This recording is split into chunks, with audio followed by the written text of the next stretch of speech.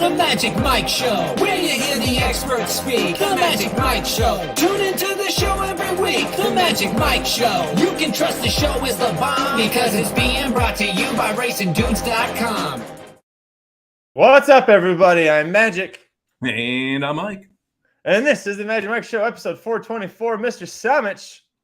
Yeah, I don't even know what to do, Huzzah here. This is a wild weekend. We have stakes all over the place. It was a fun time. We're going to talk about a couple of them, as well as the betting pools. I think you made a great point prior to the show about the sires versus the actual horses. So looking forward to running through that as well. Well, and there's lots of hot takes already flowing in the chat, and I want to give a shout out on that note to Dennis Trusty in the chat. He's the one that brought that to my attention. A little bit later, we'll talk about Kentucky Derby future wager. You could bet on the horses, which you can do. There's 5 different pools for that, but there's only one time a year you can bet on the sires, and that was this weekend. And if you were paying close attention, like Dennis was, there were some discrepancies where you could get value when you really shouldn't. So we'll talk about that. We'll talk about Rich Strike. Was he a fraud? Was it the end of a long campaign? We'll talk about that a little bit. But yeah, a lot of focus on the 2-year-olds, specifically the Derby, because even though we had a Kentucky Oaks prep, Mike, trainer Tom Amos is already thinking, yeah, we might go to the Derby Trail with Hoosier Philly. Yeah, we'll talk about both those races. And I don't disagree with him if all you're competing against is what you saw on Saturday. We'll just put it that way. One thing Michael also mentioned here, Aqueduct has a major turf speed bias. Yeah, it does. Like, it's to the point where anyone who's coming from off the pace has pretty much zero chance of winning right now. You got to be within a length or two of the lead. So if you do see any horses that you like that are running poorly at Aqueduct, but want to come from off the pace, those are all stable up candidates right now, because there's some races that are going to look awful on paper that really were not that bad over this Aqueduct turf course. I know that the Del Mar pick 5, once again, we came so close. We came so close, Mike, to hitting it. Lady T was looking like a winner, and then I don't know where the hell that Sadler horse came from, just right out of the clouds. I thought Lady T was going to win by 3 lengths midway through the stretch, the way that she was kind of ranging up and going through it, and then just decided to not go by, just hung like a cheap suit out there. It's really frustrating because got bet like a winner too. 5-1 in the morning line was their favorite going off. I did not expect to be the 9-5 favorite in that spot, and ran well and just could not get the job done. All right, Mike, we've got a lot of horses to talk about. The Kentucky Derby future wager. We'll talk about some of the 2-year-olds that raced on Stars of Tomorrow 2 card at Churchill Downs on Saturday, November 26th, including prep races for the Derby and Oaks. Let's get into it, buddy. Riders up.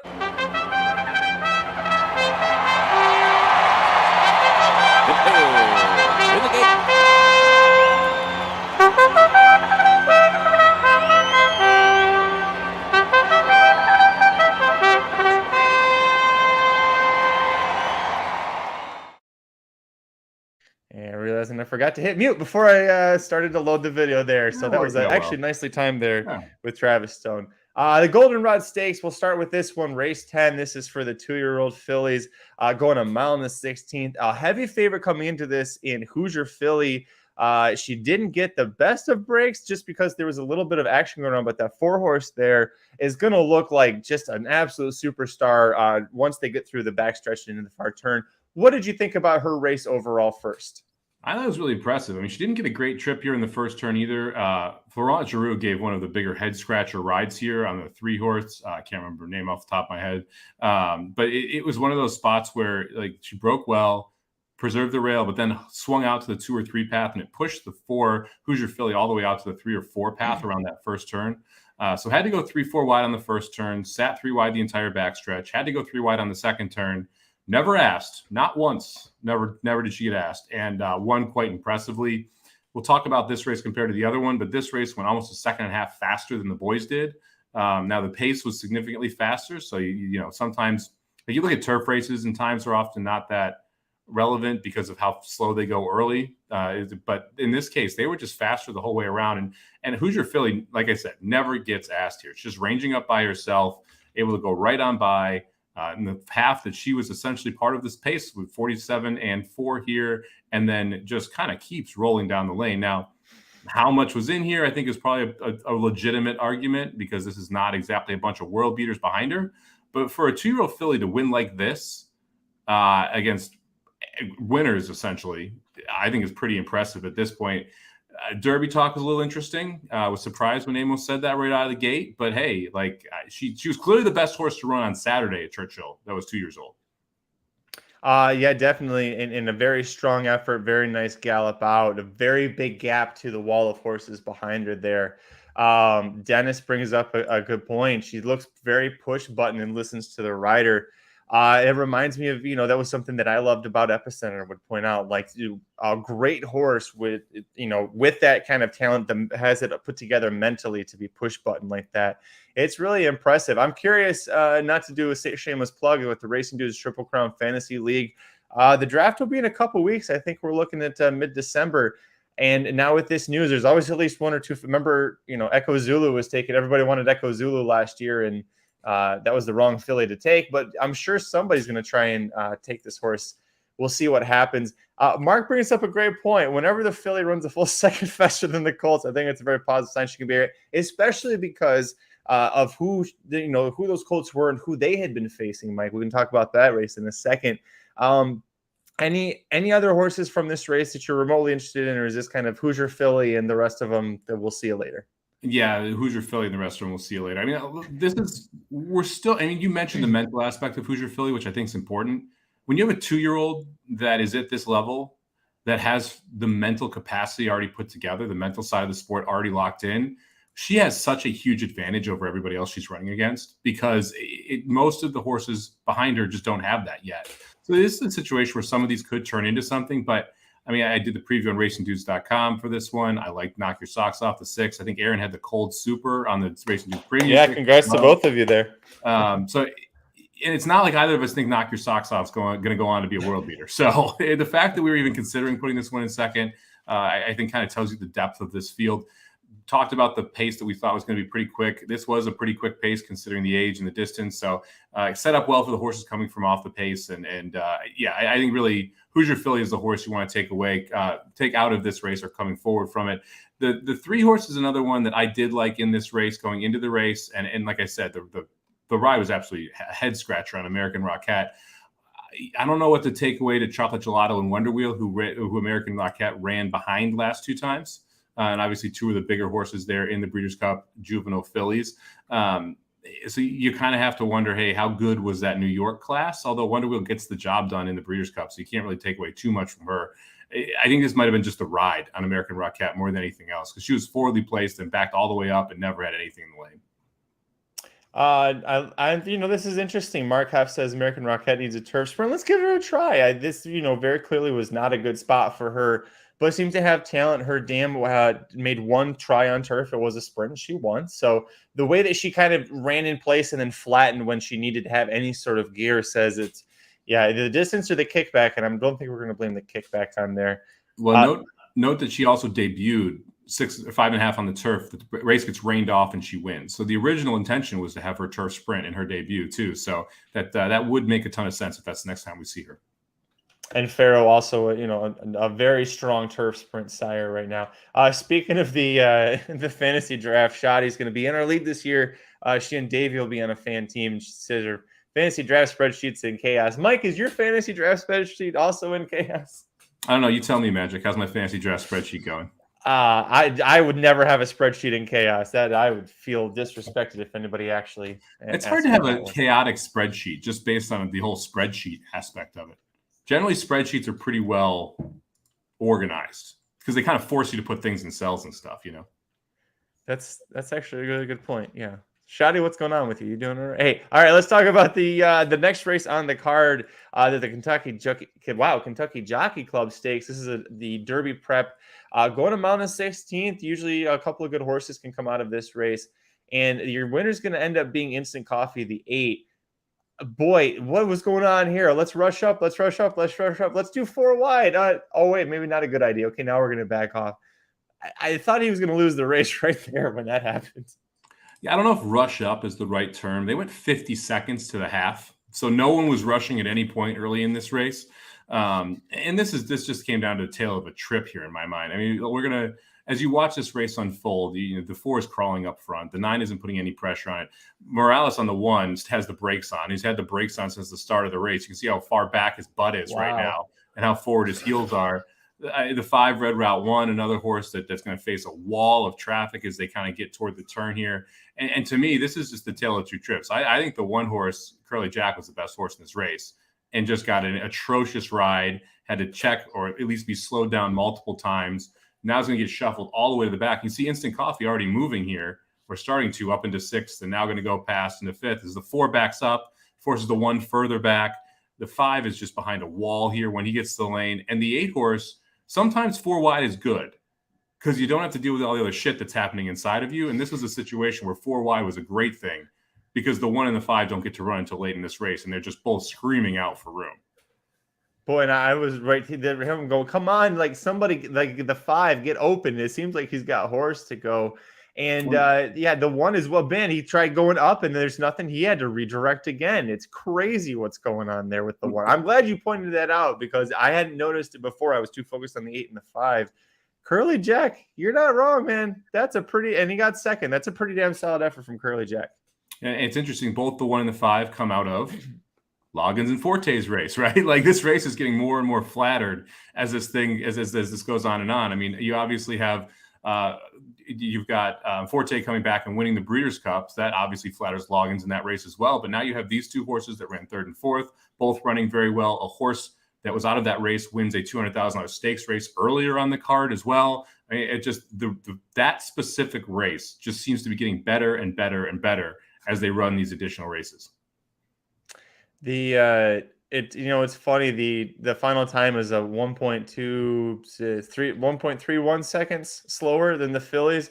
Instant Coffee got a 1 point higher buyer. I think whoever's doing the buyers for Churchill's a little sexist. I'm kidding. I know that they measure more than just the flat time there, but that is interesting. Man, look at that wall straight across here. Okay, so let's transition from this race.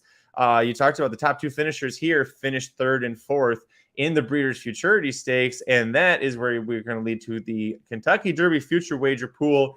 And a lot of horses to talk about here, a lot of them not worth talking about. I feel bad that they had to try and come up with this many names without Bob Baffert being eligible to field this first list. So you see a lot of them 99-1, but where is he? Loggins 19-1 here after opening at 40-1. He didn't run this weekend, but you saw what happened. Forte's at 10-1, and I believe he ends up being the favorite single choice here. So first of all, 10-1 on Forte at this point. Is it worth a bet at all? I wouldn't take anything short of 25-1 on anyone right now. I mean, to me, that's where you could start to make an argument. If you thought a 25-1 shot was by far the best horse in the crop, you could bet in this pool. If you want to take a shot at 90-1, 99-1, I'm, no knocking against that. No horse is 10-1 to make the gate right now in the Kentucky Derby. Okay. Like, I'm sorry, but we haven't even turned the calendar year yet. It takes a lot to get there. It takes a lot of racing luck to stay healthy. We don't know all of the horses. We've seen more and more horses debut later in their careers now that pick up points. We have no clue what's happened with the Bob Baffert saga and where those horses are going to go to try and get points. It just, to me right now, and the other aspect of it is, okay, 10-1 on your money, but it's being held for 6 months. There are other ways to get back 10-1 on that money, and there's the opportunity cost of that money being locked up as well. So for me, 25-1, where I'd be starting to consider a horse. I don't like the horse that I would consider a 25-1 would be Loggins, who goes off at 19. So that's not bad, but I wouldn't want my money locked up for 6 months. Not if I'm going to put a significant wager on it at 19-1 or 25-1. Yeah, I did bet on Loggins. It was not a significant amount. It was, it was $20. I thought, sure, I can put $20 on him at 19-1 right now. Yeah. I can guarantee you, no one who bets horses professionally was unloading into this pool. I guarantee you that. Speaking of that, people who bet horses professionally, I know for a fact that some very wise minds in horse racing absolutely adore this horse's chances. Extra Añejo as a 3-year-old, 13-1 on him. I put some money on him just because I thought, I don't know if there'll ever be a time he's 13-1 in a single race, whether it's the Derby or not. He's going to always be bet because it was a $1.35 million son of Justify that Epicenter's Connections bought and gave to Asmussen, and he ran like he actually should with that kind of royalty. So, there's where that one went off. Let's talk about as far as we'll go back to logins for a second. Dennis is the one who I saw post this on Twitter, and so Dennis, I want to give you full credit. Logins 19-1. He was 19-1 pretty much the full weekend, but his sire Ghost Sapper, though he closed at 19-1, Mike, he was in the mid 20s for most of the time there, and it was like you can get one horse at one price, or you can get that same horse at a better price and insert, I couldn't tell you a single Ghost Sapper outside of him, but yeah. So it's crazy here. What goes on with this sort of wagering? Is it just, as Dennis said, that some bettors are really, I don't say dumb, but they don't think to just look somewhere else? I think part of it is I would say a lot of people are intimidated by sire pools. They're not even like wanting to deal with it or look at it or think about it. They're like, hey, I like this horse, I'm going to bet this horse, especially when it's $2, $5, $10. So I think there's a lot of just, I'm not going to say uneducated, but lazy betting, right? Where it's just like, I'm just going to bet this horse because, and I don't want to deal with looking at it, looking at the other pool and then comparing the two and waiting until 5 minutes before it closes and then making a decision on where my bet goes. It's more of like, hey, I'm going to $20 on the horse I like, right? Versus I'm going to do some actual, research into this $20 I'm going to put down. I think that's mainly why you get that situation here. I mean, to me, this is interesting because you get a lot of big numbers here, and even Quality Road sitting there 19-1, but like you have some interesting horses, Sharp Azteca and Gervin, who've been very good sires. We haven't seen the full amount of the crop there. They're both sitting at 99-1. Into Mischief at 7-1. That's tough for me to take Into Mischief at 7-1. And when you have a favorite like that, because we've only seen really a couple Into Mischiefs get that 1.25 mile distance, and they've all been with good old Bobby, if I remember correctly. Well, I guess we've got Flightline now as well that we can put into that grouping. I still don't know if I want to lay 7-1 with a horse or a sire like Into Mischief. And I would make the exact same argument here that I made with the Derby pool. I don't want my money tied up for 6 months if I'm not getting at least 25-1. And so that's kind of where I would start the number here. I misspoke. Extra Nieho was by Into Mischief because I thought, wait, there's a discrepancy. Justify 60. I think I misspoke there. Into Mischief 7. I agree with you. That's not a horse. So what's interesting here, Mark Heft's bringing up, he bought into 2, Gun Runner at 12-1 and Quality Road at 19-1. I think those are both very, especially Gun Runner. I couldn't tell you Gun Runner right this second, but I think that's the one that is Arabian Lion, who is the lesser of the Arabians, who you correctly said, Michael Olsen, is Uncle Mo. And let's see, if you wanted to bet on Arabian Night, all others would have been, I believe, was 4-5. Yep, we closed at 4-5. Uncle Mo, 13-1. Look at that. Look how easy that would have been for you to just get 13-1 on a Baffert horse from Pool 2. I mean, that's how you cheat the system right there. That is that's next level thinking. I like that. You did a couple others in the all others category outside of just the night there. Let's go back up there because I think what's wild is any filly drops from 80-1 listing to 29-1 off just because of the Hoosier filly. I mean, there's no other filly that anyone's talking about. So you're really just betting. You essentially got Hoosier filly at 29-1. I realize there's other fillies out there, but how often do we see any filly in the Derby, let alone win it? That's wild to me. That 29-1 is it's crazy short for what that should be 290-1. Yeah, I don't think anybody's looking at that and going, Wonder Wheel 29-1 in the Kentucky Derby. Wait, I just realized I need to fix this. Editor, 2020 crop? That's not correct. I need to fix that. Speaking of one error, I see Dennis he did end up landing on it. So we talked about Forte. He ends up opening and closing at 10-1 there. Mike, who is Forte's sire? Violence. 11-1 on Violence. You can get Forte, the Breeders' Cup juvenile champion, at 10-1, or you can get his sire and everybody else that he, injected and made it to the track that, for this year. You can go ahead and do that. It's crazy that you could, again, yeah, there you go. Shotty's got the Violence game going on. It's just crazy. I don't know. Is there any sire? I mean, Tap at 17-1, he's pretty popular, although he tends to be more popular or better suited for the Belmont. But maybe what are the lowest odds you would take on any sire right now? My number would probably be 25-1 on any sire too, just because of the time commitment and the money. And this is one of those where it's like, do you want to take a shot? I mean, Bolt Oro, it's interesting at 18-1. He's winning everything right now. But I don't know if I could take that low. Arrogate opening at 8, going off at 27 is a little bit interesting. I would rather take a shot at like just, maybe you don't know one that's coming up, right? Like you've had some really expensive City of Lights, 60-1 there, 99-1, I think it was. I saw on Sharp Azteca, who's had some horses that have run well. Like I would just take a ridiculous shot if I'm playing this pool and see if I can just cash huge if I'm going to have the money tied up that long. Whoever bet Practical Joke down from 80-1 to 69-1, you need your head examined. I got some questions, man. I probably am one of the leading Practical Joke homers in the world, and this is crazy. Mile and a quarter practical. Maybe if you get to maybe if it was a relay race and one Practical Joke could hand to the other Practical Joke, they'd be able to win the Derby.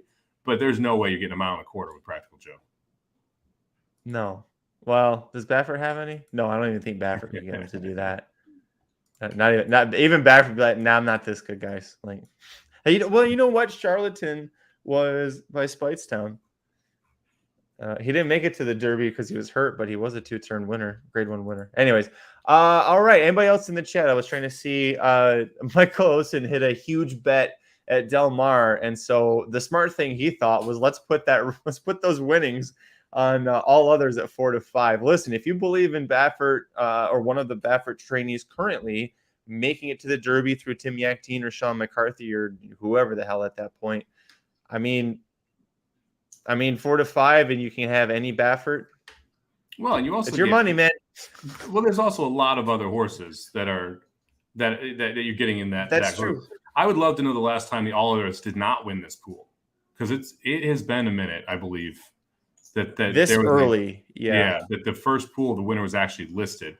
And if you want to make the argument, if you're willing to put a lot of money on it, all of a sudden the 4-5 makes a little bit of sense, because let's say you put your money in the stock market or other investments, you're not getting 80% return in 6 months, right?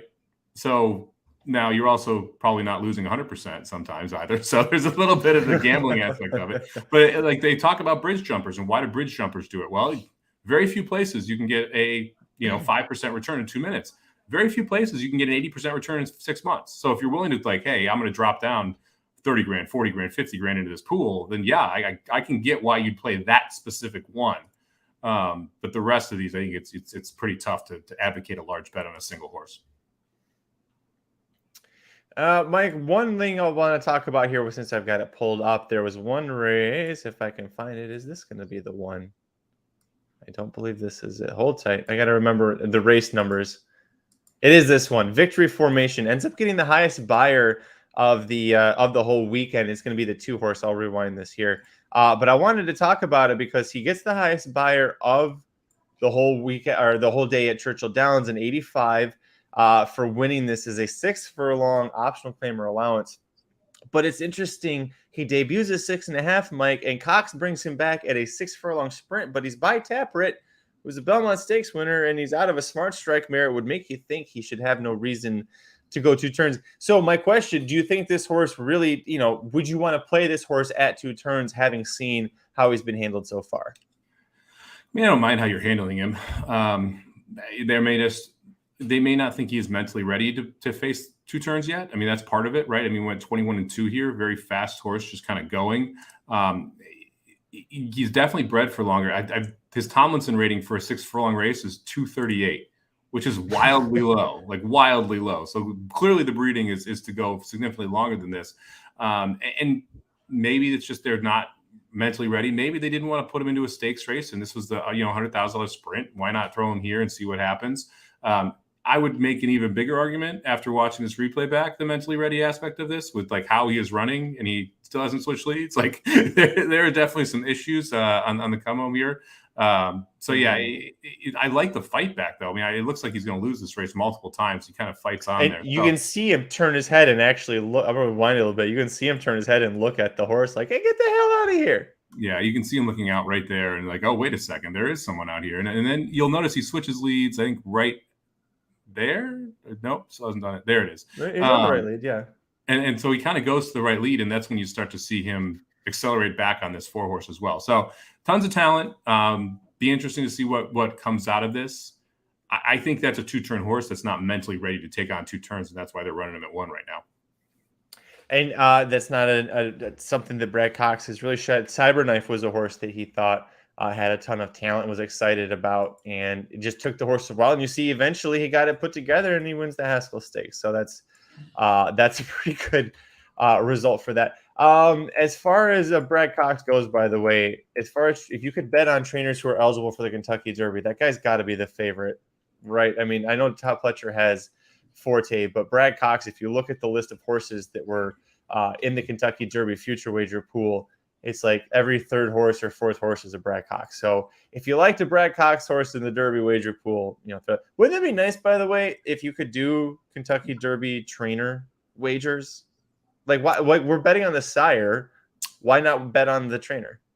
I mean, I don't disagree with you. I think the jockey one would be fun too, because you get the jockey roulette that goes on later in the season too. So you don't really know who you're going to end up with as we go through it. Yeah, the trainer part, I'm sure that's part of it is they don't want to put Bob Baffert's name up there, and so he would be any other trainer, and then they don't want to deal with that. And like, then who is the? I just mean in general. Forget the fact that he's not allowed right now. Yeah, I think the trainer would be fun. Jockey would be fun. I mean, might as well just be shameless with this shit if you're going to do it, right? Like, just have some fun with it.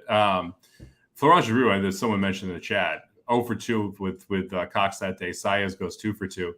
If Saez ever chose to ride in Kentucky, he would dominate that circuit with the way that speed favors there, and then his aggressiveness on the front end, and how good he is just across the board as a jockey. He would destroy Kentucky if he ever stayed there full time.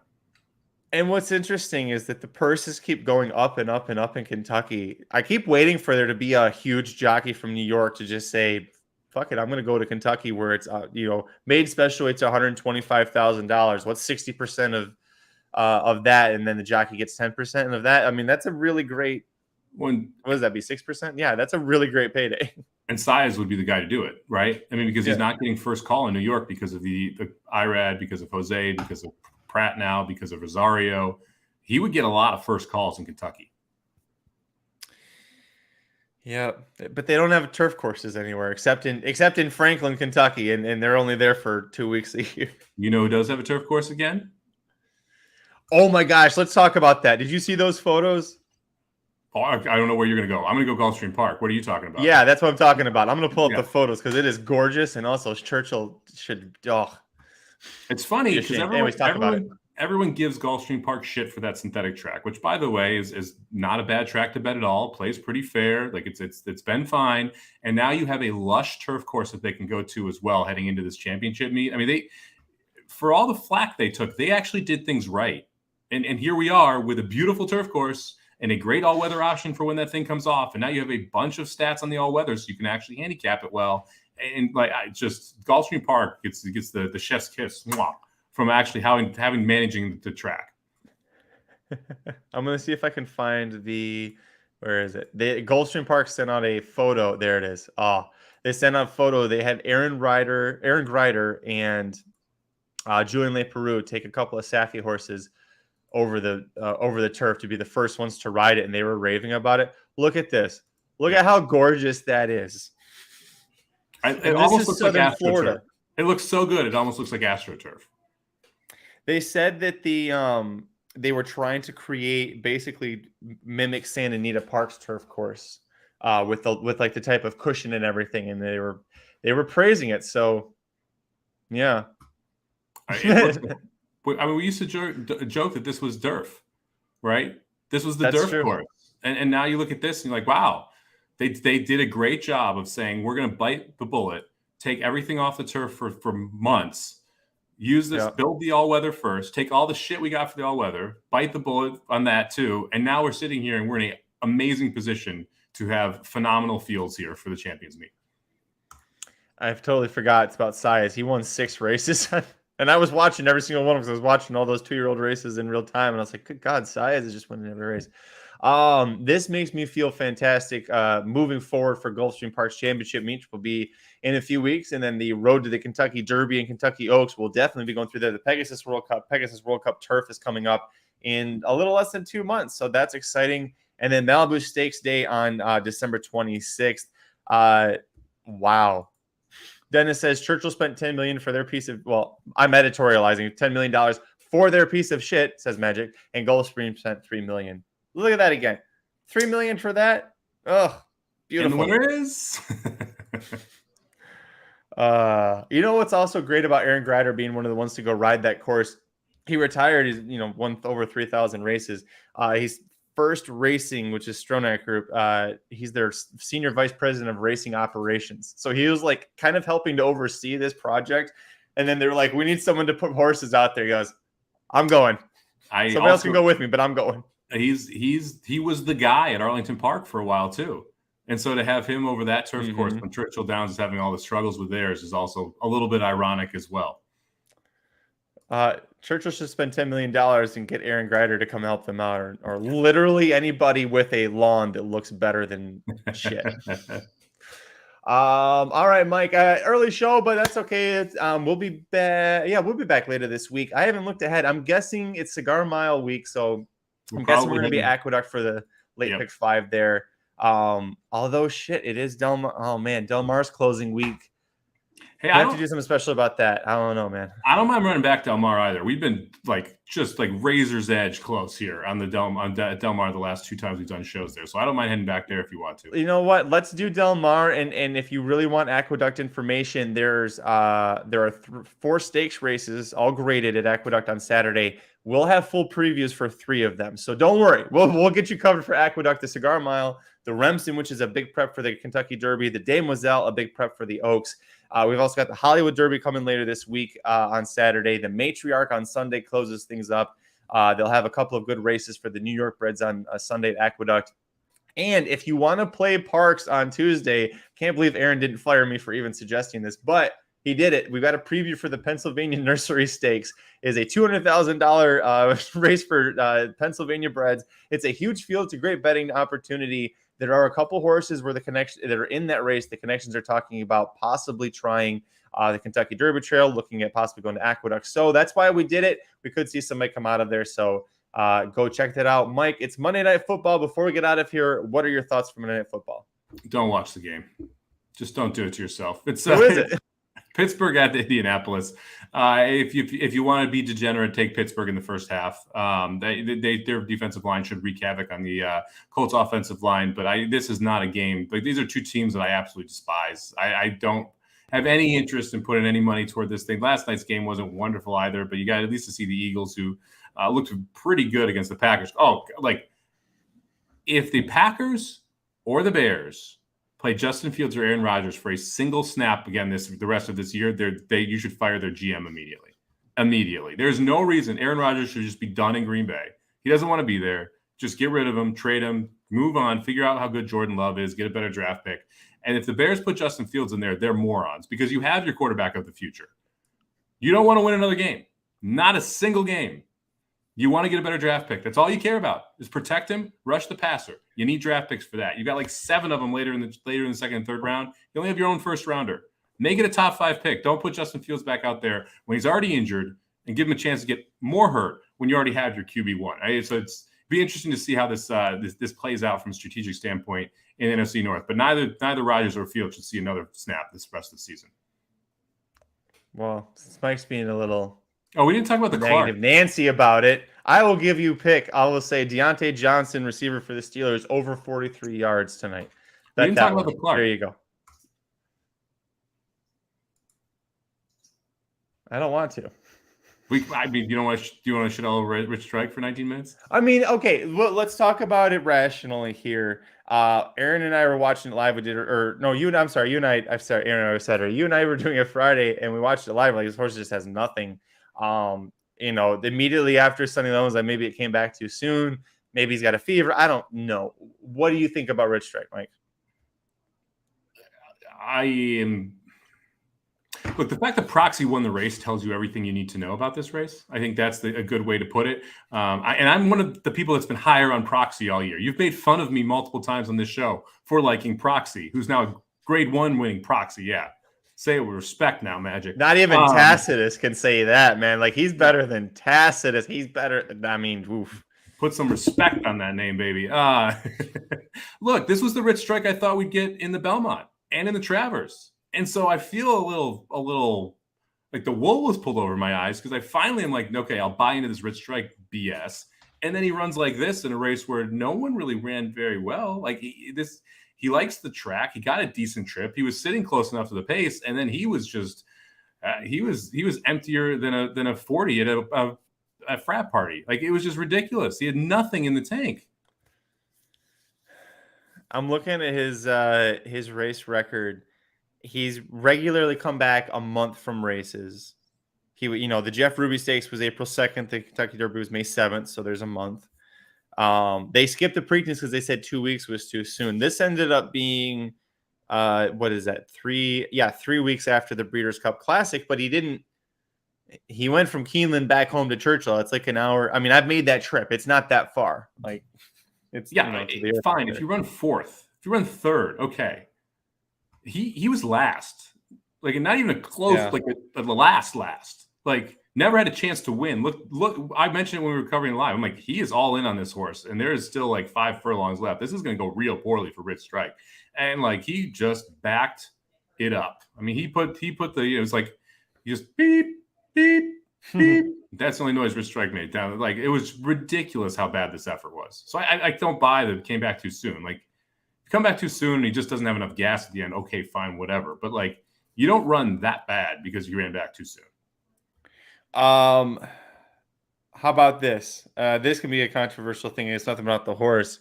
If this horse is going to win again, does he need a new trainer? I mean, no, because I'm sure they can find a terrible grade 1 at Churchill again that he can win at some point, since we just saw Proxy. If not this, what? Well, there's a couple more of these every year. Like, don't worry, there'll be more chances. If I own the horses, he would have a different trainer. I'll just put it that way. Even looking, I'm trying to find any excuse here. The fact, Rich Strike, you could say he was done, or he was didn't have any energy for the Clark, and I thought that was noticeable. He just didn't look like his normal self when Sonny Leon was asking him to, but he didn't have a single work between the Classic and the Clark, and I'm thinking like a different trainer would have probably tried to put at least a 3 furlong blowout or something to sharpen him up in there. So I don't know. This is not meant to be a Rich Strike hate parade. I didn't even want to talk about it. Y'all made me bring it up. So what is the worst price you would bet Rich Strike to win at now? In a race like that? Yeah. Let's say they ran that race again in a month. What would you be willing to bet him to win at? Man, against that field, 5-1. I mean, that was a bad field, like for a grade 1. I mean, I would need a price at this point. Five like that field, probably between 5 and 7-1. I could probably come back and bet him to win and not feel terrible about myself.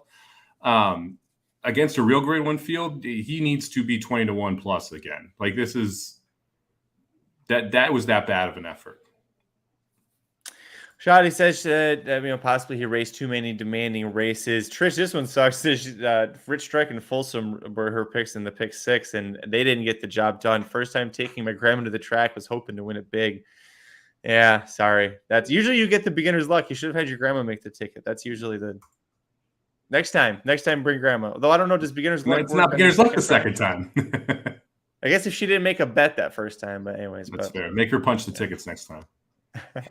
All right, we're going to get out of here. Thanks so much for joining Mike and I to talk about the Kentucky Derby, the Kentucky Oaks Trails. It's very early on, but we have so much content that's going to continue to come out all through the next month as well. I was talking to Aaron Haltman about some of the stuff we're going to possibly be doing over the holidays, so we still have stuff producing every day over at our YouTube channel, youtube.com/racingdudes. Also started putting up replays for horses such as Victory Formation that we saw earlier. If you were watching the feed here, we had the replay for Victory Formation on our YouTube channel. You can't really find that if you just go searching on YouTube for it. So trying to find the replays like that for horses just so that you have a great spot that you can come and find them. If there's any horses like that towards the Derby or the Oaks you want us to try and find and make it more accessible, maiden wins you think are really deserving, tell us, put in the comments below. Happy to do it. Really want to just make this a more accessible and a better community here for the Racing Dudes fans. So all excited about that. Mike, any final thoughts before we get out of here? Next tournament, I know a couple people asked. I know the plan was due on this weekend. I have not heard anything if it's been officially posted yet. I thought we were done till Malibu. But we're going to do one more qualifier at Cigar Mile, but I don't know if that's actually going to happen or not. So I'll check with Jared and see if he's going to put one up. Hey, Edgar Morales in the chat here. This is great. Great win on Hoosier Philly. Yeah, that's great. Let Jared go. Jared at racingdudes.com. Send him an email. He'll let you know. Just blow him up. Blow him up. That's how. Hey, listen, that's how you make things happen. All right. Thanks so much for joining us. Make sure you return on Thursday. I don't know we're going to be in December by then. Is that the 1st? Crazy. Yes, it is. December 1st, Thursday, December 1st. Join Mike and I. We're going to be previewing the Aqueduct the Del Mar late pick 5 on Saturday. So make sure you tune in for that one. It's going to be closing weekend. Lots of great action. Until then, make sure you follow us on Twitter. I'm at Curtis Kalleward. He is at Somobomb 18, number 1, number 8. Until Thursday, I'm Magic. And I'm Mike. Good luck this week, guys. The Magic Mike Show, where you hear the experts speak. The Magic Mike Show. Tune into the show every week. The Magic Mike Show. You can trust the show is the bomb because it's being brought to you by RacingDudes.com.